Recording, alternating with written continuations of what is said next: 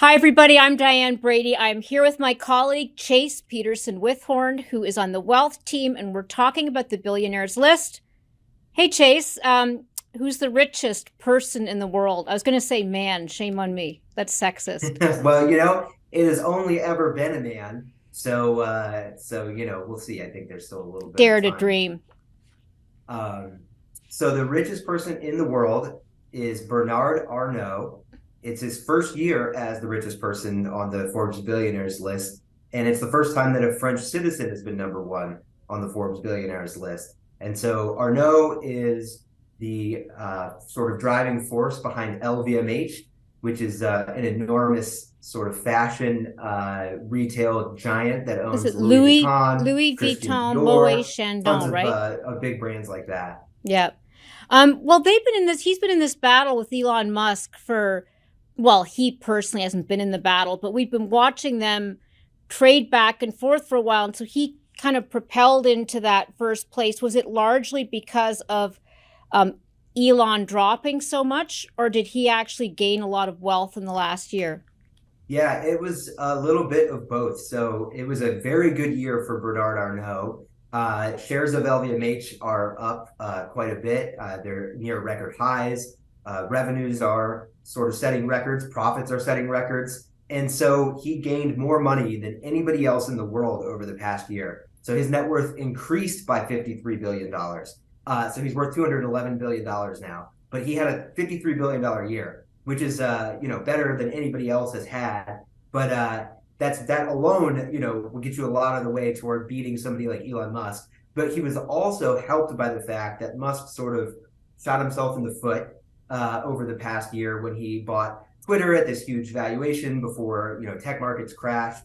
And a lot of Tesla investors, of course, have been concerned over how much Tesla stock he's sold to fund the purchase and how much time he's spent on Twitter and running Twitter and trying to fix Twitter and wring money out of Twitter over the past year. So Musk is down $39 billion Wow. over the last year. So I think he Arnault had a lost great 100 year, billion and last Musk, year. yeah, and Musk had a bad year, and so that translates to a really great year for Arnault. So I want to ask about the rest of the list, but before we do that, I know you're not an expert in all things luxury, but you just talked about the fact that we all know there has been certainly a downturn in tech. We're seeing headwinds, we like to call them, in the economy. Why would somebody like Bernard Arnault gain 53 billion in wealth? What was propelling him? Do you know by any chance? Yeah, well, I mean, consumers over the past year have definitely continued to buy stuff, and despite sort of rising inflation and a lot of fears about recessions, there have been a lot of people buying stuff, and of course, there have especially been a lot of really wealthy people buying a lot of really expensive stuff, and that's the sort of stuff that Bernard Arnault sells, and so that's why they sort of had a banner year. That's true. Maybe a two-tier or several tier economy. So talk about the rest of the top 10.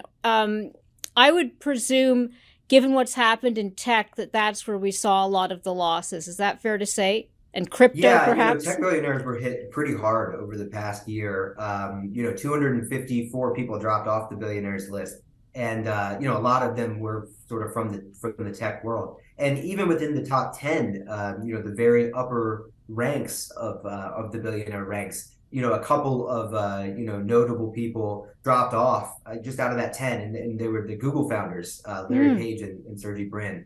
And sort of in their place, they were replaced by Michael Bloomberg, the former mayor of New York, who had a great year for his financial services business. They have terminals that sort of power Wall Street, and Carlos Slim, who is a Mexican telecom billionaire, and shares of his companies are doing well. So Also yeah, in the definitely media sort of a business, rough year right? for tech. I said Carlos Slim. So being in the media is not such a bad business for some people, I guess. So Yeah, not Slim. necessarily, but the thing is, and with Bloomberg too, a lot of people who are in media, these guys who are in media, they're in other things too. Bloomberg makes a lot of money, not off of All the media. about the terminal. It's true. It's true. Mhm. So that's the they've just come onto the list. Is the middle the usual suspects? Is that pretty stable? I was going to say Yeah, stagnant. so the top 10, definitely is a lot of the usual suspects. The order has sort of shifted a little bit. Of course, Arnault overtaking Musk, but then of course you have huge names like Musk, but also Jeff Bezos, Larry Ellison, Warren Buffett is fifth, Bill Gates is sixth, and then you have Mukesh Ambani, who has regained his title as the richest person in Asia, in part, a large part, just because Gautam Adani has very famously, in recent months, sort of been flaming out after, Right. there have been some questions about, the improprieties sort of in his empire. You know what fascinates me is we've seen people like Warren Buffett and Gates be ardent philanthropists for decades, and yet they still seem to be the richest people in the world. And Bill Gates had a divorce.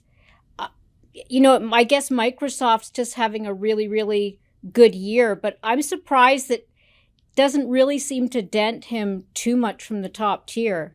Yeah, well, it's interesting because actually, Microsoft is not having a great year, but Gates, there's sort of a couple things that sort of work in his favor. One of them is, he's diversified a lot into a ton of other stocks. Of course, he owns a lot of Berkshire Hathaway, but he owns tons of other, companies and private investments, and it is many people's full-time job to manage Bill Gates' money. Yeah. But so that's one part. But the other part is just that he has so much money that even you can be down a lot and you can still be really wealthy. Jeff Bezos is the third richest person in the world on this list.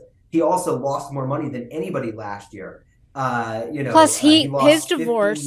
$57 billion, and he's still the third richest person in the world. So for someone like Gates, it definitely helps to have big numbers to start with. And so you can go through a divorce like Bezos did too, and you can give incredible sums of money away, and your net worth, might still continue to grow just because, having great wealth breeds more wealth. Now, is it emblematic of what we see on the rest of the list, or is the top 10, kind of a unique collection of characters, many of whom are really dominant in their home markets? For example, India comes to mind, Mexico for Slim, but is it emblematic of the kind of, mix that we see in the rest of the list? It's a massive list, by the way. It definitely is. I think on the one hand, any billionaire is pretty dominant in whatever market they sort of operate in, just by the nature of That's true. of sort of being this big of a player.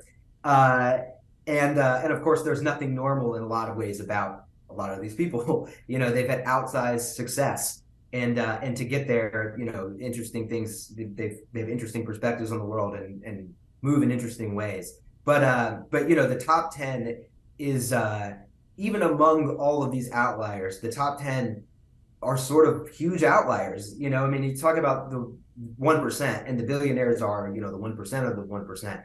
And the top 10 on the billionaires list is the 1% of the 1% of, sort of thing. I think it's, these 10 people are worth $1.2 trillion overall.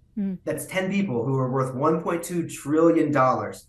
I did the math, and it works out to where 0.4% of the list, 10 people out of 2,640 billionaires, have 10% of the wealth of the entire list. So even, wow. There's a lot of income inequality and wealth inequality, even among the super wealthy people. Some billionaires are bigger than others. Now, this sounds like a bit of an oddball question, but I'm curious about where they're domiciled. Like, if Arnault is in France, that famously is has a high sort of let's just call it a regime where one would get taxed on their wealth. Is he based in France, even though his business is based in France? Yeah, and some of the there certainly are billionaires on the list who have moved around to lower tax places. Famously in the United States, people like Ken Griffin have moved from Illinois to Florida, that sort of thing. And people, of course, have moved different countries as well, and have sort of given up their U.S. citizenship or citizenship of certain countries. Looking for. There's a lot of billionaires who live in Monaco, for example. So there definitely is a good amount of that. But there really are a pretty high number of billionaires who still live and work and operate and run their businesses in the countries where they hail from. And so Arnault, is in France. Obviously all these big names in the U.S. still live in the U.S., and plenty of them, even spend a lot of time or live in California, places like that.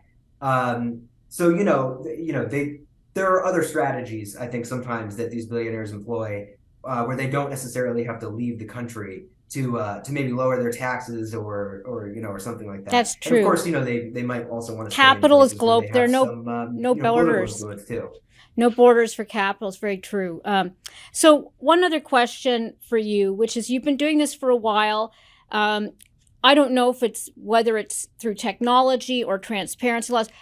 Is it becoming easier or harder to value the wealth of these folks? I know you can, if somebody has publicly traded shares, you can look at the share price and that's a major factor, but there are many other things that go into valuing wealth. And I'm curious, is it the same as it's always been, or are you finding it's changing how easily it is to... That's a great question.